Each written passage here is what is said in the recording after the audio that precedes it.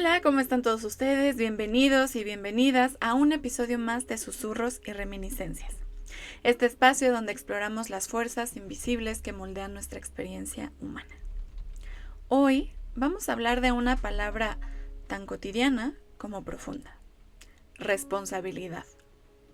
Y no esa que se siente como un peso externo, sino como aquella que nace cuando empezamos a despertar la conciencia y a ocupar deliberadamente nuestro lugar en el mundo. Sé también que con este tema aparece algo incómodo, porque asumir responsabilidad nos confronta. Puede incluso asustarnos porque es más fácil culpar al destino, al otro, al sistema, a las circunstancias, o incluso escudarnos en es que así soy yo. Origen etimológico. La palabra responsabilidad viene del latín respondere, que significa responder, o sea, dar respuesta. De ahí nace responsabilis, que es aquel que puede responder por sus actos. Y fíjate qué bello, en su origen más profundo, la responsabilidad no tenía nada que ver con la culpa, ni con la carga, ni con el castigo, como probablemente lo podemos asociar hoy en día. Al contrario, tenía que ver con la capacidad de responder ante la vida, ante uno mismo y, por supuesto, ante los otros.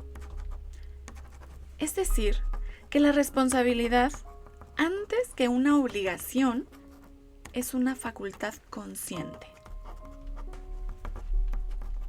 Con el paso del tiempo, este concepto se transformó. En muchas culturas se volvió un mandato moral, una exigencia social o una regla externa. Pero en su raíz, la responsabilidad sigue siendo un llamado interno a hacernos cargo de lo que somos, de lo que hacemos y, por supuesto, del impacto que eso tiene. Hablar de responsabilidad es hablar de presencia, de honestidad y sobre todo de conciencia.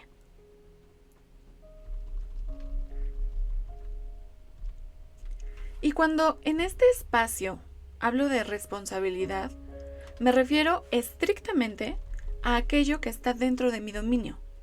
¿Y qué es eso? Soy yo. Mis palabras, mis acciones, mis silencios, mis pensamientos, la forma en que me miro, la forma en la que miro al otro, la manera en la que camino por la vida y me relaciono con quienes encuentro en el camino, etc. Yo no soy responsable de lo que el otro hace con lo que yo doy, pero sí soy absolutamente responsable de desde dónde doy, por qué doy y cómo lo doy.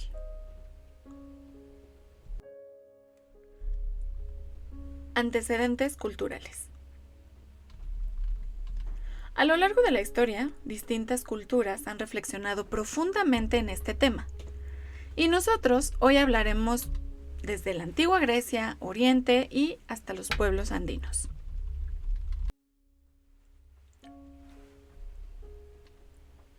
Estoicismo.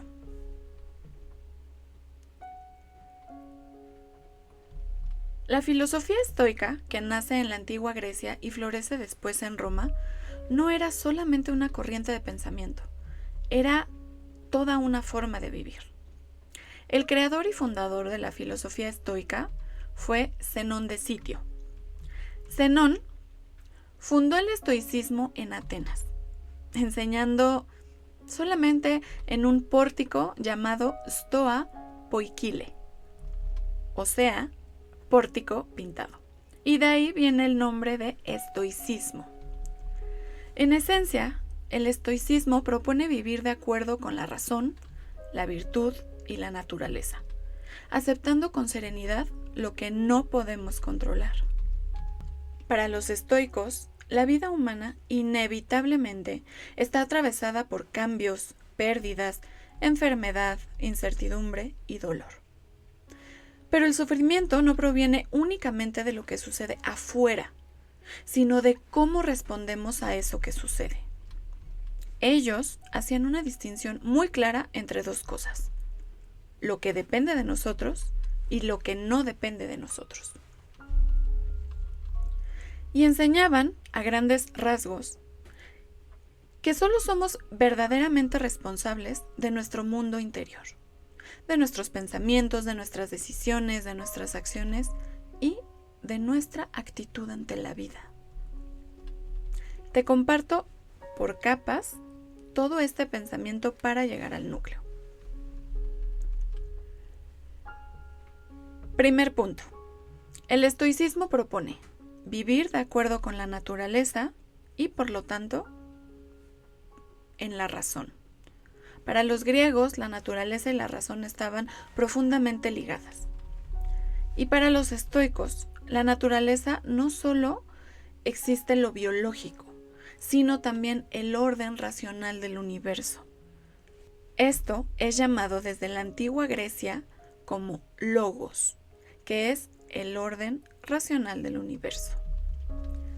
Entonces, vivir bien es alinear nuestras decisiones con la razón y no con los impulsos desbordados. Porque no se trata de negar emociones, sino de no ser gobernados por ellas.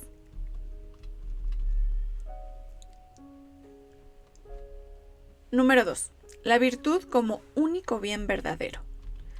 En el estoicismo se sostiene algo radical desde mi punto de vista, que es: la virtud es el único bien auténtico. ¿Y cuáles son estas virtudes? Pues bueno, principalmente es la sabiduría, que significa ver con claridad. La justicia, que es actuar con integridad. La templanza, que significa medida y equilibrio. Y la fortaleza, que es esa resistencia interior. De ahí en fuera, todo lo demás, dinero, reconocimiento, placer, incluso la salud, son preferibles, claro, pero no definen nuestra valía ni nuestra paz. Número 3. La dicotomía del control. Y este es uno de los pilares más conocidos que también menciona Epicteto en sus reflexiones, que es otro filósofo griego. Él dice: hay cosas que dependen de nosotros y hay cosas que no. ¿Qué depende de nosotros? Juicios, decisiones, actitudes, intención, etc. ¿Qué no dependen de nosotros? La opinión ajena, el pasado, el cuerpo de otros, el azar, la pérdida, la muerte, etc. Porque la libertad interior nace de invertir la energía solo en lo que sí podemos gobernar, que ya dijimos que es nosotros mismos. Y número 4. Las emociones como juicios. Para el estoicismo, el sufrimiento no nace del hecho, del facto, sino de la interpretación del hecho. Es decir, no es esto me dañó, sino creo que esto es un daño. Al transformar este juicio y esta perspectiva, entonces se transforma la experiencia. Y por último, amor fati, que significa amar lo que es. Quiere decir que no solo se trata de aceptar lo inevitable, sino de amarlo como parte del tejido de la vida. Marco Aurelio, mucho después en Roma, lo expresa, por ejemplo, como una danza con el destino. Él dice: lo que llega, llega para enseñarte a ser quien eres. Y por último, número 6. La vida como práctica cotidiana. El estoicismo no es teoría, es entonces ejercicio espiritual. Por ejemplo, una escritura reflexiva, observación de pensamientos, revisión diaria de actos, etc. Podríamos concluir que El estoicismo es una ética encarnada que se vive y se lleva a la práctica, y no solamente se queda en lo intelectual. Budismo. Desde el budismo, que es una tradición espiritual y filosófica que surgió hace más de 2500 años y que surge a partir de las enseñanzas de Siddhartha Gautama, mejor conocido como Buda, que significa el que ha despertado, la responsabilidad también ocupa un lugar central. El budismo parte de una verdad profunda. Todos los seres sufrimos. El sufrimiento no es un castigo, es parte de la condición humana. Lo que sí puede transformarse es cómo nos relacionamos con él. Y aquí aparece el concepto de karma, que ya lo hemos hablado en episodios anteriores, no es castigo ni premio, simplemente es causa y efecto. Porque cada pensamiento, cada palabra, cada acción va sembrando una huella en nuestra experiencia, no desde el juicio, sino desde la conciencia. Entonces, ser responsable desde el budismo es vivir despiertos, es observarnos con honestidad, es entender que lo que hacemos con nuestra mente, con nuestro cuerpo y con nuestras emociones importa, y mucho. Pueblos andinos. Y en las cosmovisiones de los pueblos andinos, estas culturas originarias de la región de los Andes en América del Sur, la responsabilidad se vive de una manera mucho más amplia. Para estos pueblos, el ser humano no está separado del mundo. Todo está tejido en una misma red. La persona, la comunidad, la naturaleza, las montañas, los ríos, los ancestros, el cielo, etc. Desde ahí, la responsabilidad no es solo individual, es profundamente relacional. Yo no solo respondo por mí, también respondo por cómo mis actos afectan a la comunidad, a la tierra que me sostiene y a quienes aún no han nacido. La naturaleza, desde esta visión, no es un recurso, es un ser vivo. Y cuidar esa relación es un acto de responsabilidad sagrada. Caminar de forma responsable es caminar sabiendo que cada paso deja huella en el tejido de la vida. Cosmovisión personal. Y ahora, aquí quiero hacer una aclaración muy importante, porque si estamos hablando de responsabilidad, inevitablemente tenemos que hablar del otro extremo, que podría ser llamado de diferentes maneras, pero hoy yo elijo llamarlo victimismo. Y cuando aquí, en este espacio o en diferentes episodios, hablo de víctima o victimismo, me refiero a que se va a excusar y se va a justificar para no responder por sus acciones. Aquí, y quiero dejar esto bien claro, no estoy negando el dolor humano ni las experiencias profundamente injustas que muchas personas atraviesan, porque sé y reconozco con absoluto respeto que sí, que hay personas que dañan, que violentan, que humillan, que sobajan, que buscan hacer el mal de forma deliberada. Y en ese sentido, es innegable que existen las víctimas. Es decir, existen personas que sufren por causa de otras personas. Y a ellas, aquí, yo las reconozco, las honro y me solidarizo profundamente con su camino. Pero no me refiero a esto.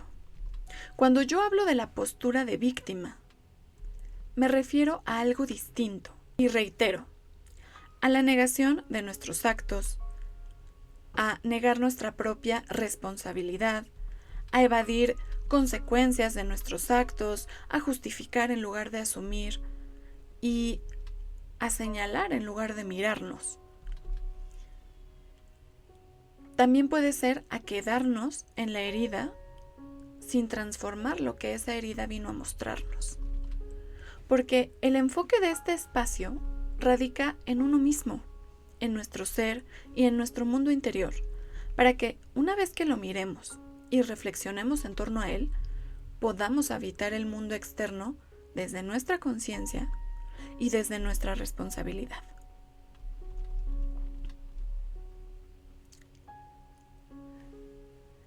También me gustaría decir que las consecuencias, desde mi punto de vista, no siempre son castigos. Muchas veces son maestras. Consecuencia es simplemente el resultado de lo que hemos sembrado. Si esto es favorable para ti o no, eso ya depende de lo que hayas sembrado. Porque todos, sin excepción, hemos sido heridos, pero también hemos lastimado a alguien más. Nos han mentido, pero también hemos mentido. Y así, sucesivamente. En algunas ocasiones de maneras muy profundas, sí. Pero también sé que llega un momento, y la vida misma se encarga de mostrárnoslo, en el que ya no basta con sobrevivir. En algún punto, la vida misma te pide avanzar, te pide mirar hacia adentro y te pide curar. Y este acto, profundamente íntimo, personal y valiente, por supuesto que también es un acto de responsabilidad. Conocerse a uno mismo es observar no solo lo que decimos, sino también lo que hacemos. Responsabilidad como fundamento. La responsabilidad es uno de los pilares que sostienen susurros y reminiscencias. Porque cuando empezamos a ser conscientes, inevitablemente nos volvemos responsables. Ya no podemos no ver. Ya no podemos decir, no sabía, no era mi intención, y aún así lo dije o lo hice. Y entonces comprendemos algo esencial. Lo único que está verdaderamente en nuestras manos es cómo decidimos vivir nuestra experiencia humana. Podemos vivirla de forma consciente o podemos vivirla a medias, de puntitas, en automático, solo pasando por la vida. Y esa elección diaria, silenciosa y profunda, ¿qué crees? También es solamente tu responsabilidad.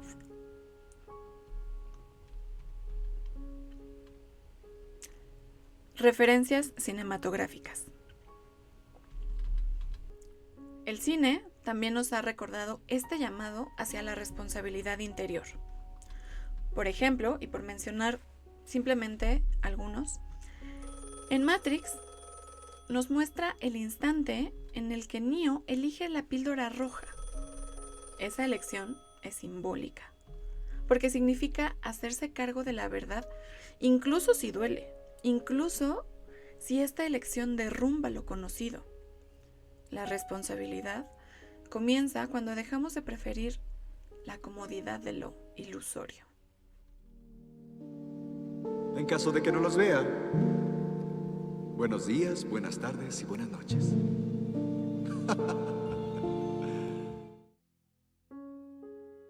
En el show de Truman, por ejemplo, se nos revela otro tipo de despertar.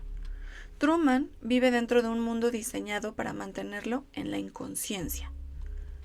Pero llega un momento en el que el deseo de autenticidad y de profunda inquietud, por supuesto que supera el miedo.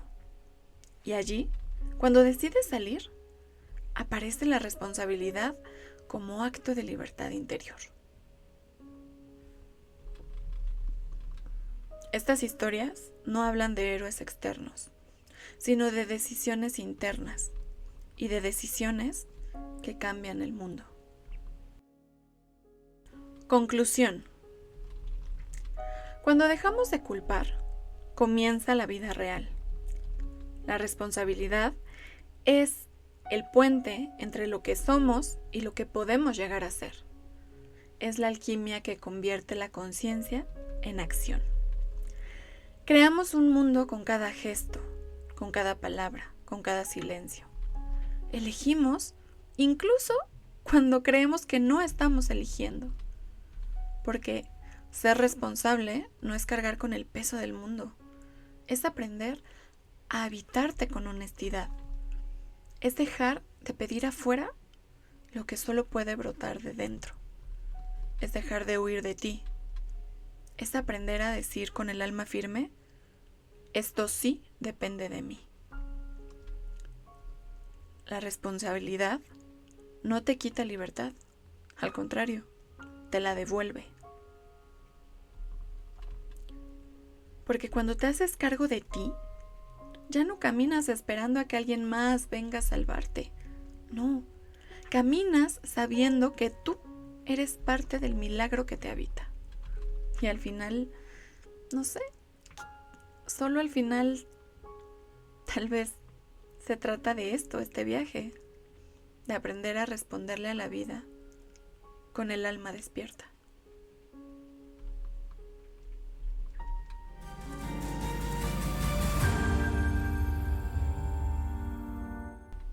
Gracias por permanecer junto a mí hasta este momento del episodio.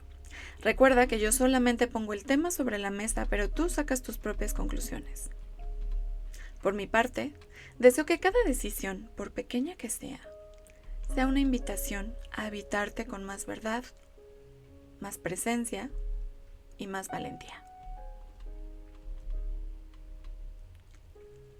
Respira, recuerda, regresa. Hasta el próximo susurro.